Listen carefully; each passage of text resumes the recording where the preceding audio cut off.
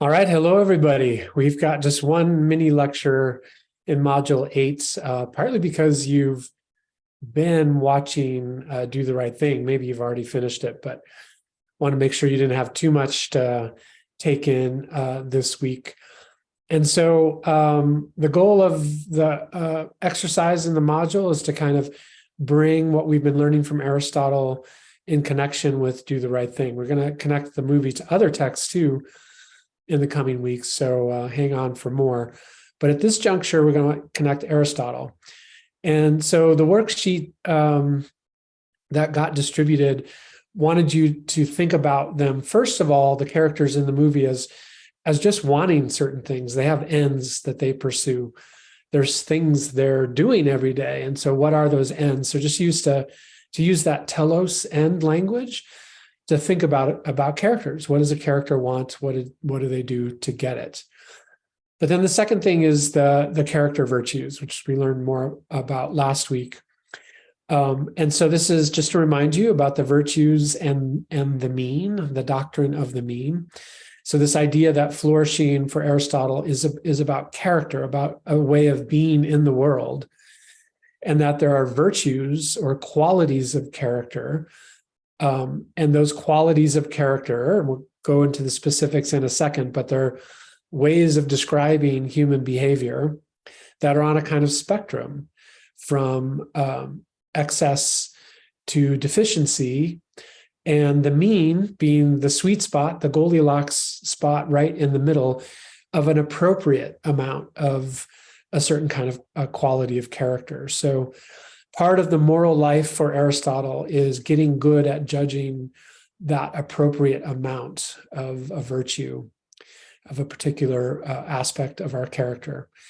And you might remember that tomato plant that I've talked about a couple times, that analog to being human. If we think about the tomato plant, a tomato plant too, of course, needs certain things, but it needs the right amount of them. So not too much sun, but also not too little sun, not too much water, but also not too little water, not too many nutrients, not too few nutrients, the right amount. So always looking for the right amount.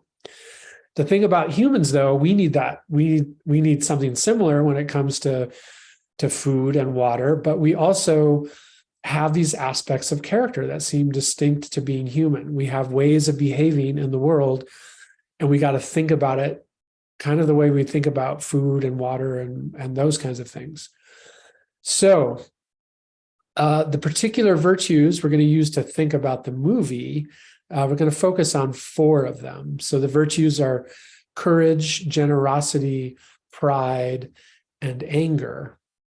Now, pride and anger might sound a little surprising to you because pride and anger you may not think of as virtues right on the face of it.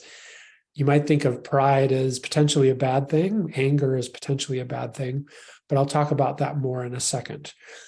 But if you take those 4 virtues, courage, generosity, pride, and anger, let's call them as that's the word we use when it is in the sweet spot, when it is in the mean, when it is in the Goldilocks middle zone. So courage is a good thing, generosity is a good thing, pride is a good thing, anger is a good thing. And then on that spectrum from excess and deficiency, or let's do from deficiency to excess. When it comes to courage, the deficiency of courage is fear, is having too much fear, not enough courage. But the excess of courage is rashness, rushing into things when maybe you should slow down a bit. The deficiency of generosity is stinginess, of not being generous enough.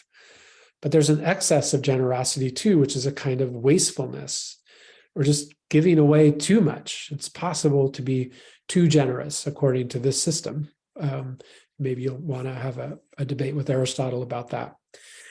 And then if you think about pride, the reason we can construe pride as necessarily a good thing is that Aristotle would argue that we all need some amount of pride, that pride is important to having good character. It's important to be proud of appropriately proud of one's own qualities. So the deficiency version of pride would be humility, let's say undue humility, humility that's inappropriate, being humble when in fact one should feel some pride. So it's possible to make the mistake of too much humility when you should be feeling pride. But then the excess, of course, is being too prideful, of being vain, of vanity as the excess of pride, being overly proud of oneself. So it's all a language game, but we're trying to find the right words to describe that scale. And Aristotle would say pride is a good and necessary thing. The challenge is finding the right amount of it.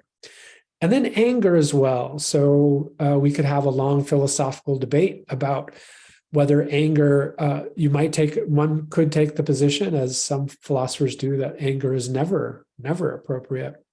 But for Aristotle, it was absolutely appropriate. Anger is an emotion that we have, and it can be justified. You can have a justified amount of anger about something. And so the deficiency of anger, we could call indifference, not caring. When one should be mad about something and isn't, then you're deficient in anger. Where is your anger when it's appropriate? But then too much anger, we might call hot-headedness or bad temper.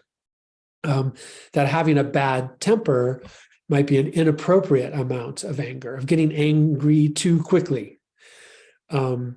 So these four virtues, courage, generosity, pride, and anger, and thinking about the spectrum of deficiency and excess, whatever, and you could come up with your own language for these things, but think about those virtues and think about the spectrum of deficiency and excess. And then we're going to ask you to look at some of the characters. So in the module, look at some of the characters from Do the Right Thing, and just use all four virtues to comment on the character. Does that character, do you think, show signs of appropriate amount of that virtue, or deficiency or excess? Maybe in some cases, deficiency, maybe in some cases, excess. The character's not one way the whole movie, perhaps. So you might describe the situations too, but take the time in the module to use this language Aristotle's giving us to think about a few of the main characters from Do the Right Thing.